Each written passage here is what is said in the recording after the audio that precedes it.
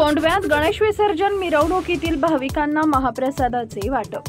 अनंत चतुर्दशीच्या निमित्तानं कोंढवा व आसपासच्या परिसरातून गणपती विसर्जन करण्यासाठी आलेल्या सुमारे 10,000 भाविक भक्तांना आई प्रतिष्ठापनाच्या वतीनं महाप्रसादाचं वाटप करण्यात आले। हा उपक्रम गेल्या 6 वर्षापासून सातत्यानं राबवला जातोय।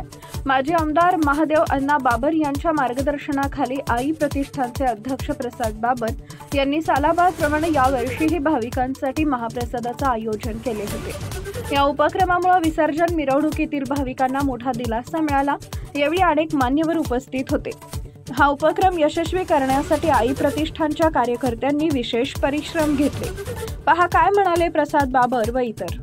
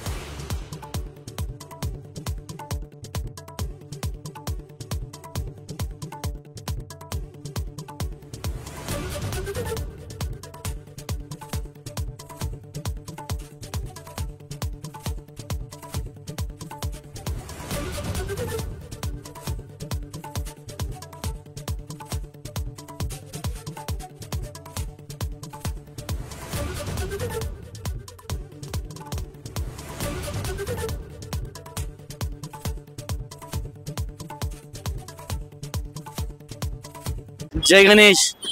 आज गणपती विसर्जन हौद या ठिकाणी आई प्रतिष्ठानच्या माध्यमातून गेले 6 वर्ष या ठिकाणी महाप्रसादाचं आयोजन करण्यात येतं।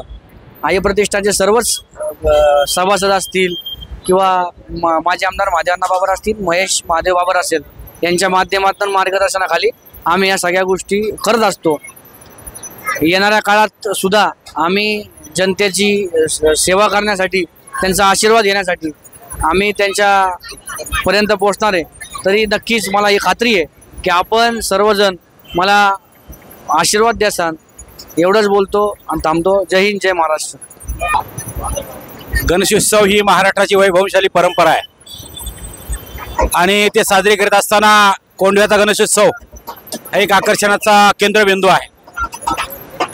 या ठिकाणी कोंढवा परिसरामध्ये वाढलेला परिसर लक्षात घेता कोंढवा मनपा शाळेजवळ जो विसर्जन हौद आहे या ठिकाणी विसर्जनासाठी घरगुती आणि सार्वजनिक स्वरूपाचे नाही म्हटलं तरी 10 ते 15,000 गणपती या ठिकाणी येत असतात आणि भक्तिभावाने आपल्या गणरायाचं विसर्जन करीत असतात।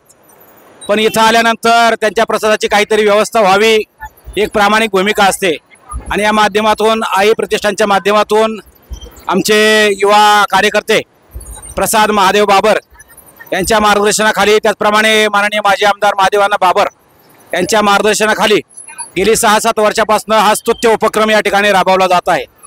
वास्तविक पाहता गणेश भक्त आणि त्यांची सेवा ही म्हणजे प्रत्यक्षात गणरायाची सेवा आहे।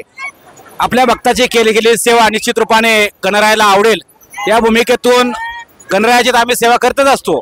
पण आलेला प्रत्येक भक्त इथून या ठिकाणी संतुष्ट स्वरूपात गेला पाहिजे ही भूमिका ठेवून या ठिकाणी हा स्तुत्य उपक्रम राबवण्यात येत असतो। येणाऱ्या भविष्य काळामध्ये अशा प्रकारचा उपक्रम राबवण्याचा आई प्रतिष्ठानचा हा मानस आहे। धन्यवाद।